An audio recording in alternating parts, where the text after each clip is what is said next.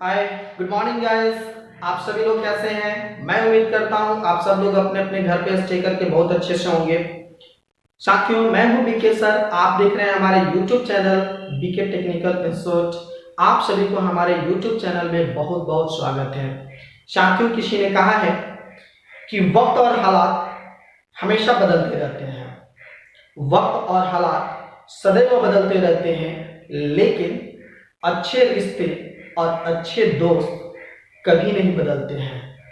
साथियों, आज जो कोरोना जैसे वैश्विक महामारी से पूरा विश्व आज आर्थिक रूप से ना कहिए बल्कि हर स्थिति में बहुत ही तबाह है।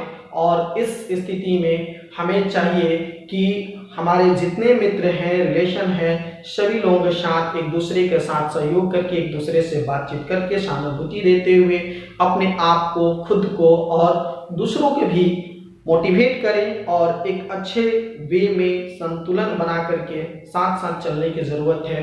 तो साथियों, हम चाहेंगे कि आप लोगों के लिए कुछ मटेरियल्स, यानी इसके पिछले क्लास में मैंने आप लोगों को पढ़ाया था पिछले क्लास में भारतीय राज्य व्यवस्था के बारे में। और भारतीय राज्य व्यवस्था में हमने पहला क्लास जो कराया था उसमें आप लोगों ने उस वीडियो को देखा होगा और आप लोगों ने उस वीडियो को लाइक किया, सब्सक्राइब किया, शेयर किया। इसके लिए मैं आप सभी को बहुत बहुत धन्यवाद देता हूं, क्योंकि आप लोगों का लाइक, शेयर और सब्सक्राइब ही हम लोगों को प्रोत्साहित करता है कि फिर से आगे की वीडियो बनाने के लिए। तो मैं उम्मीद करता हूं कि जो अभी का वीडियो बना रहा हूं ये भी आप लोगों को पसंद आएगा। और ये अगर वीडियो पसंद आए तो आप लाइक भी कर दीजिए, सब्सक्राइब भी कर दीजिए और अपने मित्रों के पास भी शेयर कर दीजिए, क्योंकि आपके मित्र गण भी और भी लोग इसके बारे में जानकारी ले सकते हैं।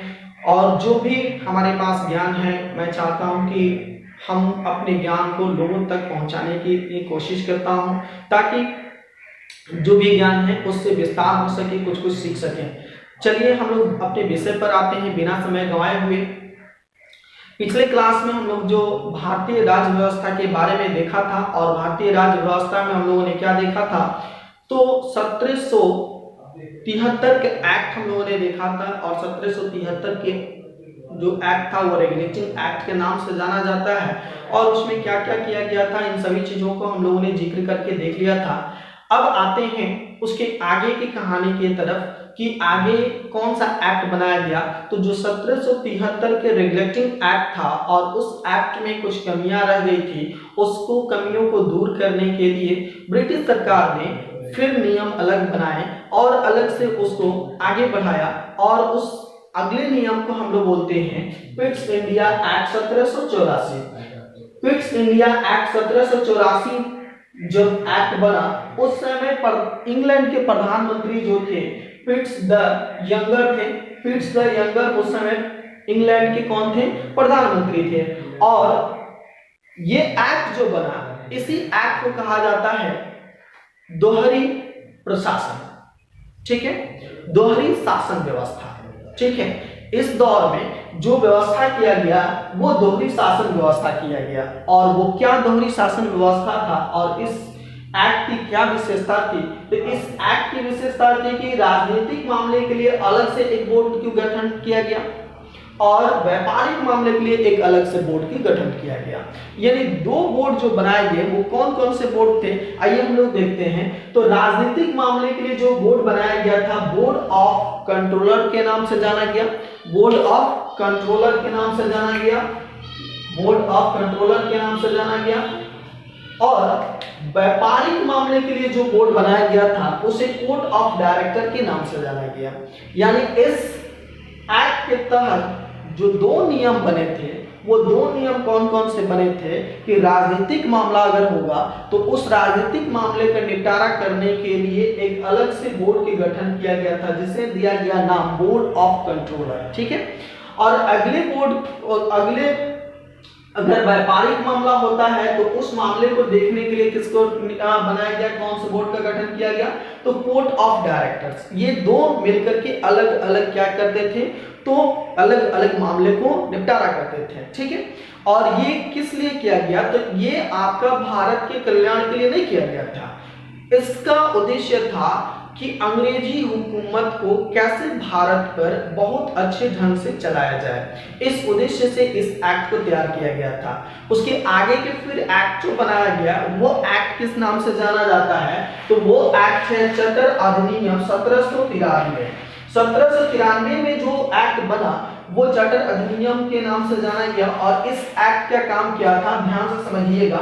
इस एक्ट का काम था कि जो कंपनी थी ईस्ट इंडिया कंपनी जो थी, उस ईस्ट इंडिया कंपनी की विशेषाधिकारों को आगामी 20 सालों के लिए क्या किया गया, बढ़ा दिया गया, इंक्रीज कर दिया गया। और सेकेंड इसमें क्या काम किया गया कि जो कंपनी क्या किया गया कि 20 सालों तक लिए इंक्रीज कर दिया गया। लेकिन सेकेंड एक और काम किया गया इसमें कि जो बोर्ड ऑफ कंट्रोलर का जितने भी सदस्य थे, उन सदस्यों को, उन कर्मचारियों का वेतन जो है भारतीय राजकोष से देने की व्यवस्था की गई। ये दो तरह की इसमें विशेष ध्यान दिया गया। अब इसके आगे के एक्ट को हम लोग देखते हैं। इसके अभी हम लोग देख रहे थे चार्टर अधिनियम 1793 का अधिनियम देखा हम लोगों ने। इसके बाद जो अधिनियम बना वो चार्टर अधिनियम 1883 का बना। और इस अधिनियम के तहत इसका विशेषता क्या रहा, इसमें क्या क्या किया गया था इस अधिनियम के तहत, इस कानून के तहत, कि कंपनी के विशेषाधिकार को यानी एकाधिकार को, मोनोपोली को क्या किया गया, समाप्त कर दिया गया। कंपनी का जो एकाधिकार था, मोनोपोली जो था, उसको क्या किया गया, पहला काम किया गया, समाप्त कर दिया गया। उसके बाद दूसरा इसमें काम क्या किया गया कि चीन और कुछ पूर्वी देशों के साथ चाय के व्यापार करने के लिए अनुमति दिया गया। और तीसरा इसमें काम क्या किया गया कि इंग्लैंड के जितने व्यापारी हैं, समझिएगा ध्यान से, कितनी बड़ी चालबाजी थी, कि इंग्लैंड के जितने व्यापारी हैं उनके लिए ओपन मार्केट छोड़ा गया। ओपन मार्केट कहने का मतलब कि इंग्लैंड का कोई भी व्यापारी भारत में आकर के व्यापार कर सकता था, यहाँ से माल खरीद सकता था, यहाँ से माल ले जाकर वो अपना फिर वहां से भी रिटर्न इंग्लैंड ले जाकर के फिर उसको कच्चे पदार्थ को ले जाता और वहां से फिर उसको कंप्लीट प्रोडक्ट बना करके भारत में लाकर बेच सकता था। इस तरह से उसके लिए क्या किया गया, ओपन मार्केट बनाया गया। ठीक है। और भी कुछ काम किया गया, और वो क्या किया गया, उन्होंने अपने धर्म प्रचार करने के लिए एक चर्च का निर्माण किया कंपनी के पैसों के, कंपनी के खर्चे से। और अपने ईसाई धर्म को प्रचार प्रसार करने के लिए विशेष ध्यान दिया गया।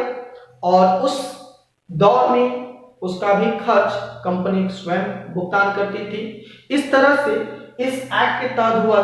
और आगे की वीडियो के लिए हम लोग बहुत ही महत्वपूर्ण इसके बाद हम वीडियो लेकर आएंगे, उसमें बहुत सारे क्वेश्चन बनेंगे जीके के लिए, तो उसके लिए थोड़ा सा इंतजार कीजिए और वो मिलेगा अगले वीडियो में। अगर ये वीडियो आपको अच्छा लगे तो इसको लाइक और शेयर जरूर कर दीजिए। बहुत बहुत धन्यवाद इस वीडियो को देखने के लिए। Thank you.